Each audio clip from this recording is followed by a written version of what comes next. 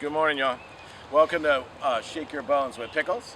Today we're going to talk briefly about anatomy. Specifically, in yoga, we concentrate a whole lot on the pelvis and the hip joint.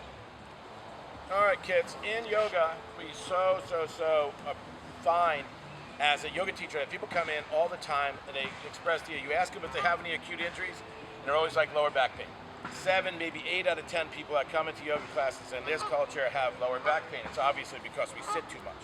But anyway, we'll talk more about that. But what happens in here is that we forget, because we're covered with muscles and skin and the entire epidermal layers, that we forget what's going on below the surface. So the very first and foremost, the deepest root of all these things is the skeletal system, the bones.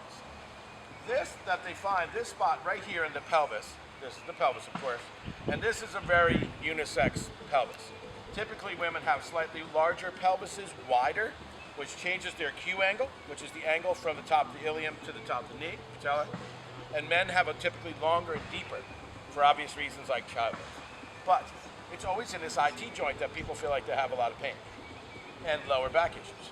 So what's happening here is we can work throughout the body in yoga by moving things around with a tensile, and then we can find a tensile stretch in the body, whether it's one side or the other, to open the other side, or we can find out exactly where the compression starts and where the impingement starts, because you are different than me and I'm different than you, and we all have a different set of cards, and we play their hand we're dealt. So just to break down this area first, you don't have to be an anatomy major, you don't have to be a doctor or an orthopedic surgeon or a chiropractor to just have some familiarity with this region of the body. So the pelvis itself they're now fused bones, with the exception of the pubic symphysis. This is the iliosacral crest. This is the ilium. Down here, this is the ischium. This is the sits bones. And then here's the pubis. The pubis at this point has a cartilage-based fusion called the pubic symphysis right in here, which allows this rubber-like fusion that keeps us from banging bones together and an expansion for childbirth and things like that. Now this, we seem to do in this culture anymore is we replace hips like we get our teeth filled. It's crazy. We're wearing out this part of the body, it seems like, more and more often. I think with a little bit of knowledge of the anatomy of this area, maybe, and some preventative maintenance and some mindful movements, maybe we could avoid those things. So, first and foremost, the top of this is the femur. This is that big old Flintstone bone. This is the one you always draw when you're a kid, when you're drawing a bone. And it falls into this. This is a socket. So it's a ball and socket type joint. First and foremost, it is a joint. This is not. This right here is the greater trochanter. This is to where all the muscles attach. So now what I want to talk about quickly, when we get into it from a yoga perspective, and this, by the way, is Tyrone.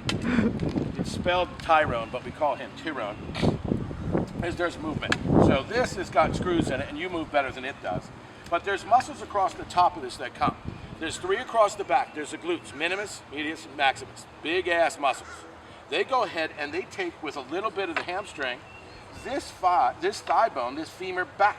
That's called extension. Then there's muscles in the front. There's one of the first 3 quads that comes across the top, and then the iliopsoas, which attaches to the low back, comes through. So what's interesting about the psoas, and let me do a quick little tidbit on the psoas. The iliopsoas is an amazing muscle in that it connects the top with the bottom, but it connects the back with the front. So it starts at the lumbar spine, wraps through and around. The other one comes forward to the front of the iliocap, and this is for flexion. So this muscle does this. This muscle does this, extension.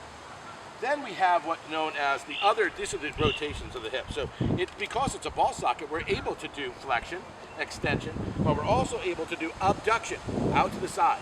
You can remember that by like alien, abduction. Then you also have the muscles of the inner thigh and the groin, and these are adductors. This is where you bring the thighs together.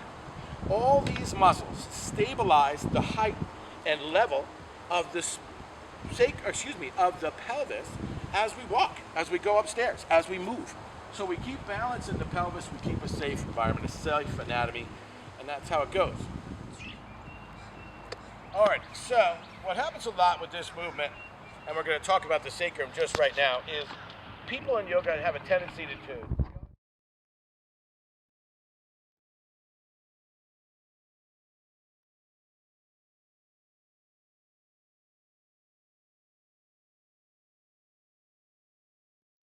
how far their heads up each other's nose, how open they are, how this and that.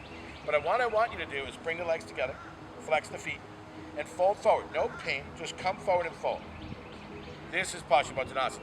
Now, if you look, this is the angle of the sacrum. This is it. Now, what's going on here is this angle from here up where his head goes means nothing. This is all ego. This part, yada, yada, yada. This part right here is the systematic intelligence of the posture. Now, is it because his tensile adduction, is it because of there's a stretch or he needs to have more space along the glutes and the hamstrings in his lumbar spine? Or is it the full range of motion in his hip? So there's tensile as you bring it up and fold forward, or is it that the thigh touches the rib cage and that's where it stops? That's impingement. That's the compression. Who knows? That's where it changes. He's different. Come on up, Lily. Would you pop in? So very same posture with a different angle of the sacrum. So sit, Paschimottanasana. Good. Good. Come up, forward and fold. Flex the feet. Good. Now, if you notice, his angle of his sacrum was like that. Here's like this. This is because maybe she has greater length to her hamstrings, her glutes are more open, maybe she comes forward, and he has a larger rib cage. So his rib cage is a touch, or his might be touching here, where hers might be able to get to here. But it's not because she has a whole lot of tensile movement here, and he has some compression here, so everything changes. The posture and the intelligence of the posture is the same for both of them as it goes. Now, pop up, Reverend, I need you back. Just with the very same person, we're going to watch by changing.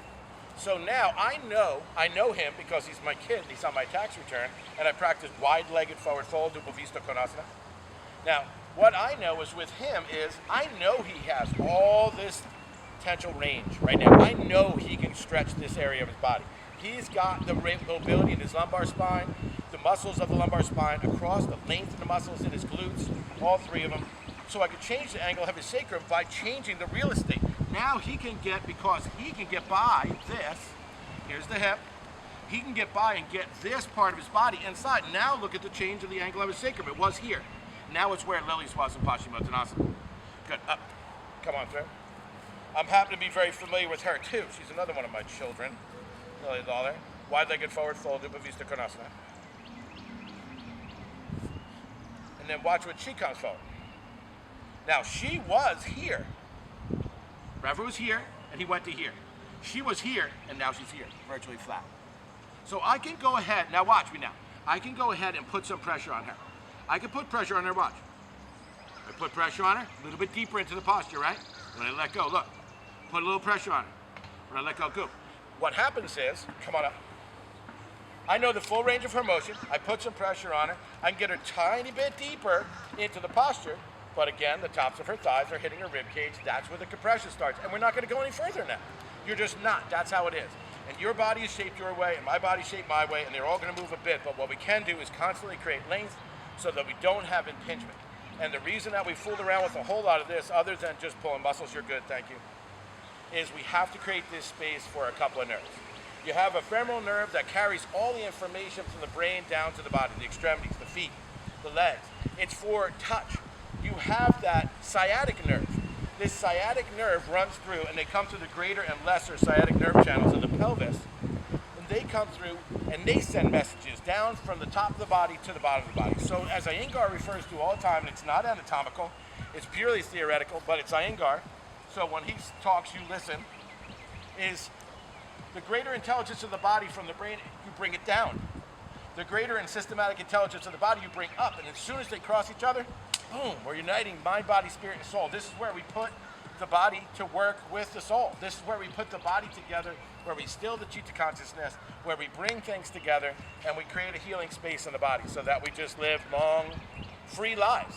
And if we could go without replacing our hips all the time, and if we can go without constant knee replacement, and we can avoid injury, our quality of life is better, our freedom is greater, and that's just one of the million things yoga gives you. So roll out your mat, damn it. That was Pickles. See ya. Out. Peace and light.